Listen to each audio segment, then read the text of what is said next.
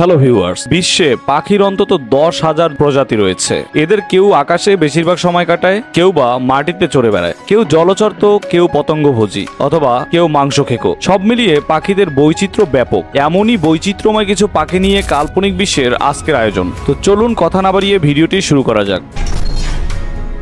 দাড়িওয়ালা শকুন। দাড়িওয়ালা শকুনের কাছে পর্বত খুবই পছন্দের জায়গা। ভারতের হিমালয় থেকে আফগানিস্তান, দক্ষিণ ইউরোপের আল্পস থেকে ককেসাস হয়ে জাগ্রস পর্বতমালা, আরব ভূমি এবং উত্তর আফ্রিকার আটলাস পর্বতমালা। দাড়িওয়ালা শকুন দেখতে হলে এদের যে কোনো একটিতে গেলেই হবে। হিমালয়ে 24,000 ফুট পর্যন্ত উচ্চতায় এদেরকে উড়তে দেখা গেছে। এরা 8-10টা শকুনের মতোই মৃত পশুর সন্ধানে উড়ে বেড়ায়। তবে মাংস এদের মুখ্য খাবার নয়। অন্য প্রাণীরা যখন মৃত পশুর মাংস খেয়ে শেষ করে ফেলে তখন এরা জুড়ে বসে। হাড়গোড় এদের প্রধান খাদ্য।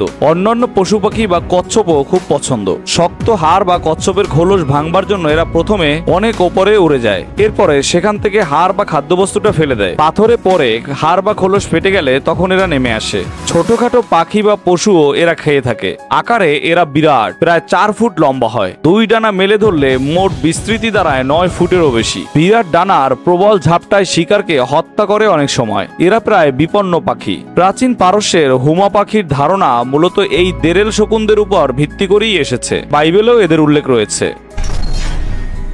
হোয়াইট জিন।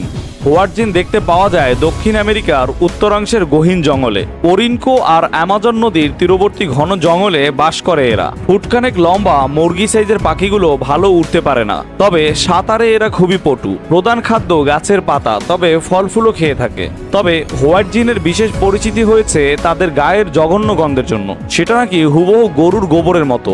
এদের হজম প্রক্রিয়াও গরুর মতো। গায়ের ভয়ানক গন্ধের জন্যই বোধহয় হোয়াইট জিন শিকারের ব্যাপারে মানুষের তেমন কোনো আগ্রহই নেই। কাকাপো।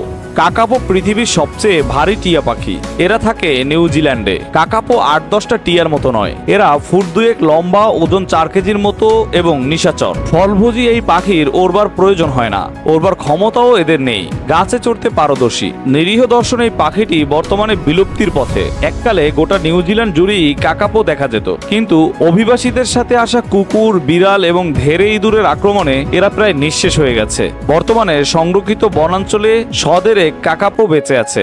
এরা বহুদিন বাঁচে। 90 বছর পর্যন্ত বাঁচবার রেকর্ডও রয়েছে। নিউজিল্যান্ডের রিমু গাছে ফল এলেই কেবল এরা ডিম পারে। রিমু গাছে ফল সাধারণত 3 বছরে একবার ধরে, ফলে কাকাপোরাও কয়েক বছর পর পর ডিম পারে। ধীর জন্মহারের কারণে কাকাপোর সংখ্যা খুব দ্রুতই কমে যাচ্ছে।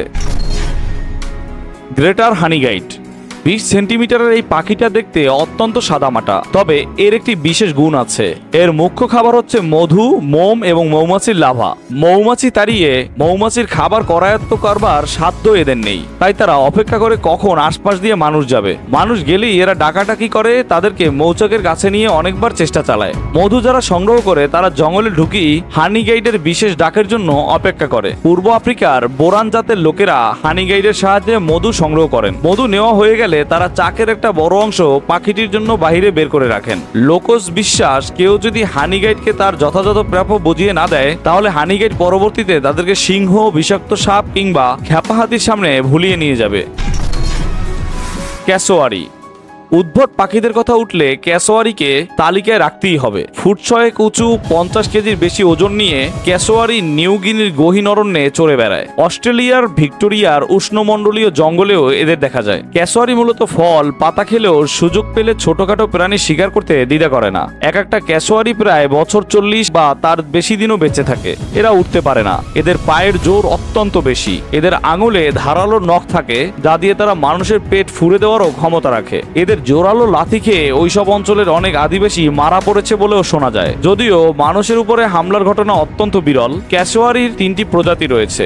অরণ্য ঘেরা দুর্গম অঞ্চলে বাস করে বলেই হয়তো সবকটি প্রজাতি প্রচুর পরিমাণে টিকে আছে। প্রিয় ভিউয়ার্স, ভিডিওটি আপনাদের কেমন লেগেছে তা অবশ্যই আমাদেরকে কমেন্টের মাধ্যমে জানাবেন। ভিডিওটি ভালো লেগে থাকলে লাইক করতে ভুলবেন না। আপনি যদি কাল্পনিক বিশ্ব চ্যানেলটিতে নতুন হয়ে থাকেন তবে কাল্পনিক বিশ্ব চ্যানেলটি সাবস্ক্রাইব করে আমাদের সাথেই থাকুন। ভিডিওটি শেষ পর্যন্ত দেখার জন্য সকলকে অসংখ্য ধন্যবাদ।